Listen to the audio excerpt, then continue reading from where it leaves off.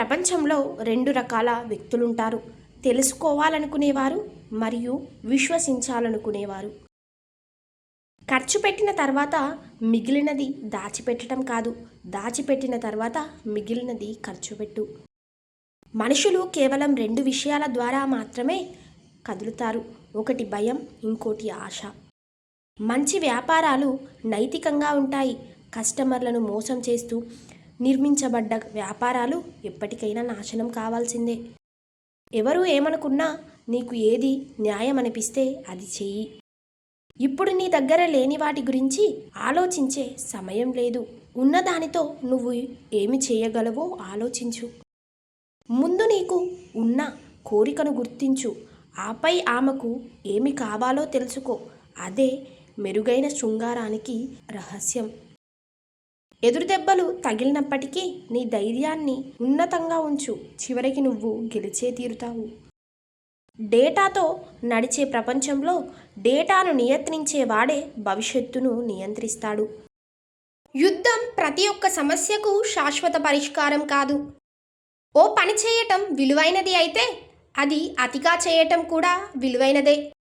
ఏ మనిషి అయినా సులభంగా హాని చేయగలదు, కానీ ప్రతి మనిషి మరొకరికి మేలు చేయలేడు. మేలుకో, పైకిలే, లక్ష్యం చేరే వరకు ఆగొద్దు.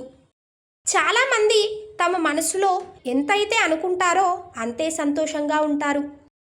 తాగుబోతుకి ఎవరూ తమ రహస్యాలను అప్పగించరు, కానీ ఒక మంచివాడికి అప్పగిస్తారు. అందుకే మంచివాడు తాగడు. అందరికీ స్నేహితుడు, ఎవ్వరికీ స్నేహితుడు కాలేడు. యవ్వనంలో ఉన్నవాడికి అత్యంత ముఖ్యమైన విషయం తన పేరు ప్రతిష్టలు సంపాదించటం. తక్కువ మాట్లాడే ఆడదానికే ఎక్కువ లోతైన కోరికలుంటాయి.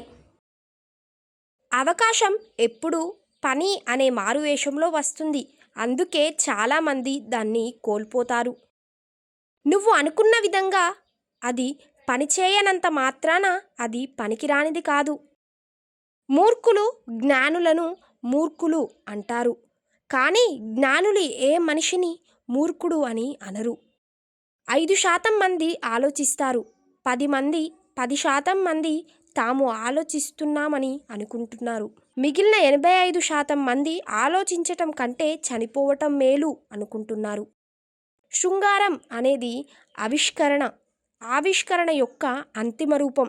ఎందుకంటే అది శూన్యం నుండి సృష్టించి ఒక కొత్త జీవితాన్ని ముందుకు తెస్తుంది.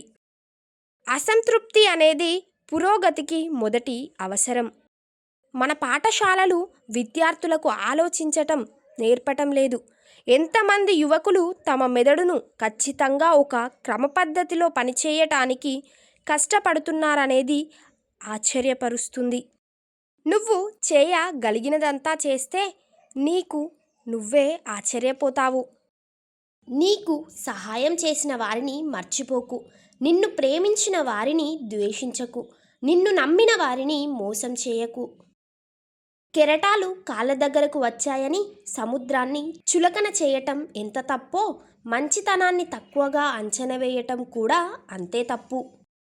ఆస్తులు అంతస్తులు కాదు మనిషికి కావలసింది, అనుబంధాలు, ఆత్మీయతలు.